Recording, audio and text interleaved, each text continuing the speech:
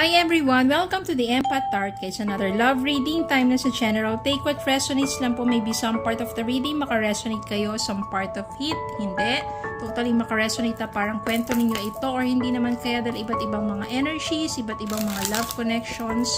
Pero tignan po natin kung ano yung mas malalakas sa energy. Ano yung mga aral at gabay sa buhay, pag-ibig, and life in general sa reading na ito.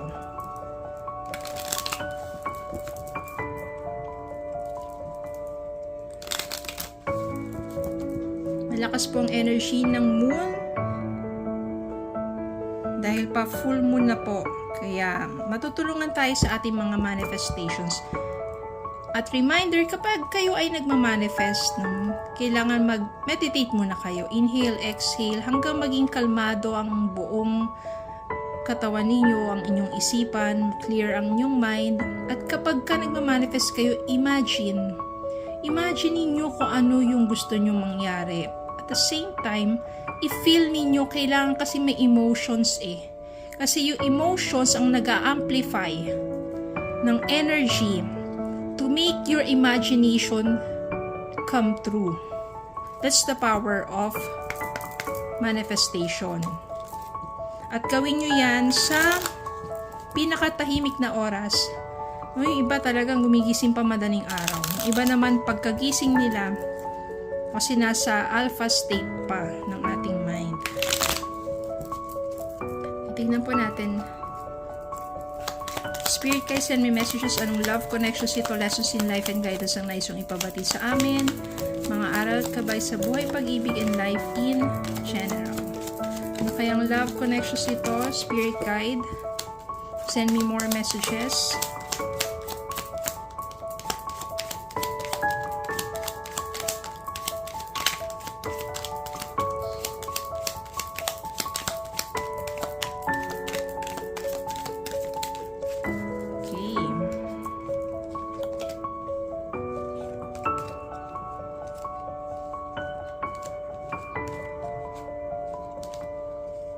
King of Pentacles,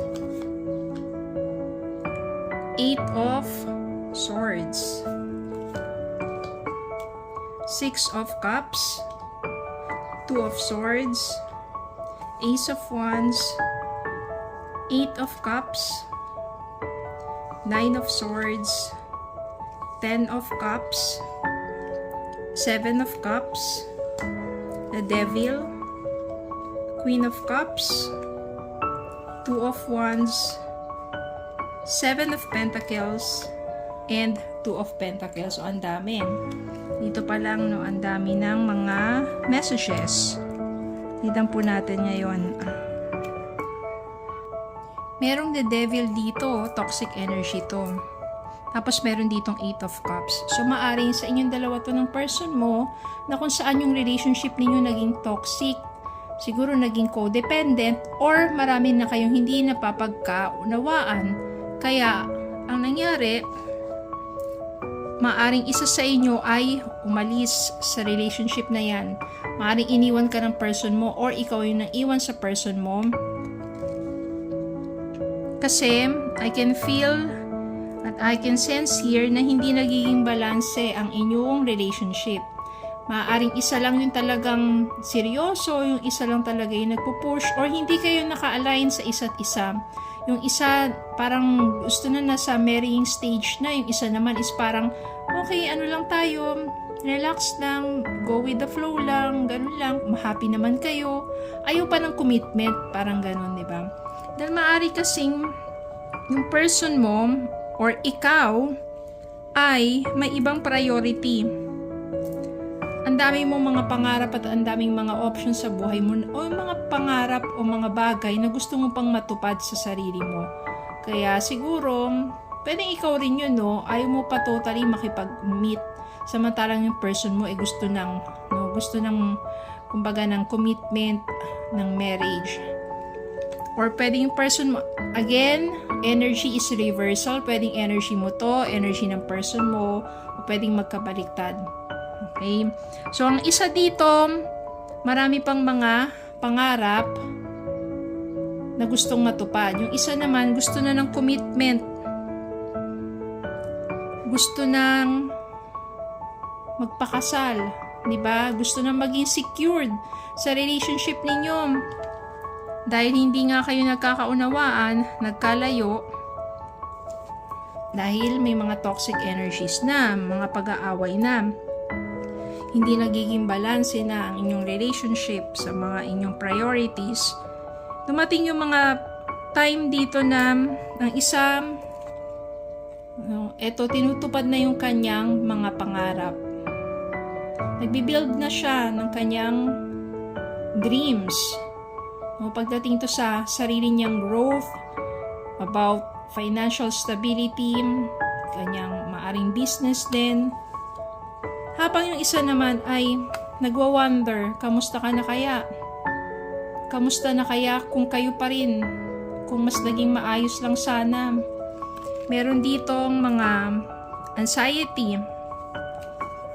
Maaring yung person mo hindi nakakatulog, kakaisip sa'yo kasi nga, what if pinag-usapan nyo na lang ng maayos yung mga priorities and how to handle your relationship, yung support, yung, diba kapag yung isa kasi marami pang pangarap, kailangan suporta lang at pag-uunawa. In order for your relationship to work, at mas magiging mabilis ang pag-achieve ng dreams together. Diba? Then, meron din naman kasi dito na bumabalik ang mga magagandang memories. Bumabalik yung mga alaala na kung saan magaganda, mga sweet, kung saan kayo nagsimula, yung puro happiness lang. Maaring magparamdam sa'yo tong person mo na ipagmamahal ka pa rin naman sa kanya. Mahal mo pa rin tong person na to. At maaring bumalik nga yung person mo, meron ka lang konting alinlangan kasi nga dati nga hindi nag-work. So ngayon parang natatakot ka na maaring hindi na naman mag-work. So maybe, puro ganun no, maybe. Napakahirap na sa'yo yung decision yan kasi parang nagiging okay ka na sa buhay mo, natutupad mo na yung mga pangarap mo, or pwedeng yung person mo ganun no. O basta isa sa inyo, natutupad na ang pangarap tapos biglang bumabalik, nagpaparamdam tong person na to. Nahihirapan ka mag-decide. Mabalikan mo ba siya? Dati nga hindi nga kayo nagkaayos. Hindi nga sumusuporta, diba? Pero, ayan, ito pa. Parang hindi ka pa rin makawala doon sa nakaraan. Yung mga alaala na kung saan nagtatalo kayo, may takot pa rin, may fear pa rin na baka maulit eh. Nagpaparamdam na siya, maaring nais nang bumalik, pero meron ka pang fear. Binabalikan mo pa rin yung nakaraan, may takot pa rin na baka hindi naman talaga mag-work. Bumalik lang sa dati, mag-away-bati na lang kayo. Pero I can sense here na sa inyong muling pag-uusap, magkakaroon ng panibagong sigla. Na parang yung takot mo na yon na baka maulit lang muli, yung takot mo na yon, pag nagkausap kayong dalawa na masinsinan, heart to heart, magkakaroon ng parang liwanag sa puso't isipan mo na mahal ka talaga ng taong to. Hindi lang nag-work sa umpisa kasi nga maybe there are things that pwedeng dapat yung matutunan muna sa inyong paghihiwalay. Doon yung marirealize yung kung papaano sumuporta at umunawa sa bawat isa. At kung love nyo talagang isa't isa,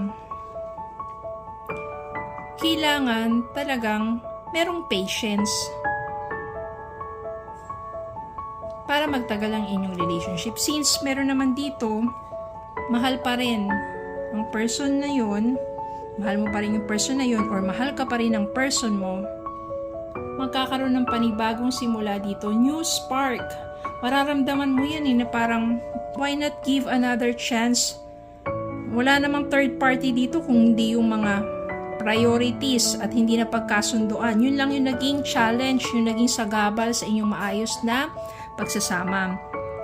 At since merong panibagong simula, nandito si Ten of Cups, maaaring ito na yung panahon na kung saan ready ka na since na-achieve mo na yung mga pangarap mo sa buhay at ganun na rin, ready na rin yung person mo na maging patient and to accept you as you are at sumuporta at umunawa.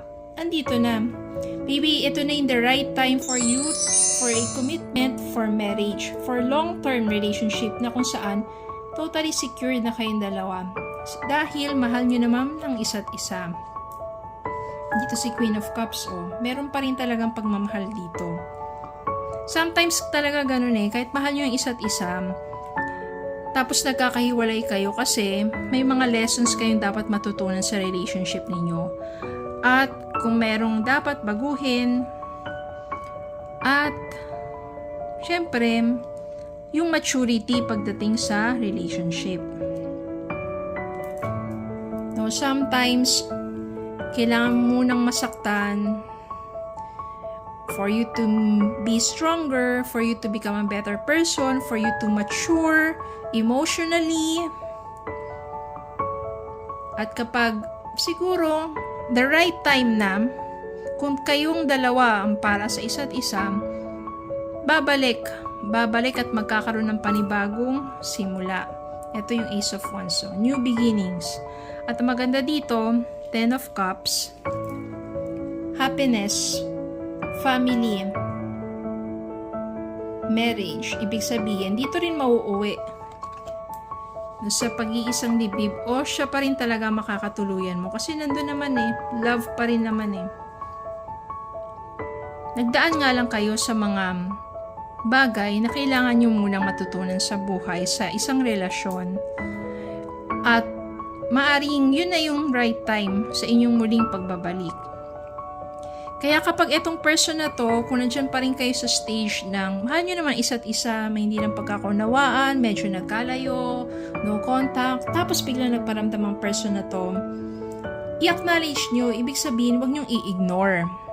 Pwede naman, kunwari, nagparamdam siya, hi, hello, good morning. Nagulat ka, no? After ng mga matagal-tagal na wala kayong contact, bigla siya nagparamdam. I-acknowledge nyo, good morning ka rin, or mag-ano ka rin, hello ka rin. And nakikiramdam yan. Pwede naman simula, no? Magpanibagong simula kayo. Usap. At malay mo dito nga, syempre, dahil miss nyo ang isa't isa, for sure yan, kaya kumontak sa inyo ang person na yun, ay meron talagang spark pa rin. Meron pa rin talagang attraction. Meron pa rin talagang emotions or damdamin or love para sa'yo. Maybe this is the right time for you to start a new beginning. And this time, it will end up into marriage. Okay, so yun lang po. Maraming salamat po for watching. Please don't forget to like, share, comment, subscribe, follow me on Facebook and YouTube. Have a good day po and God bless.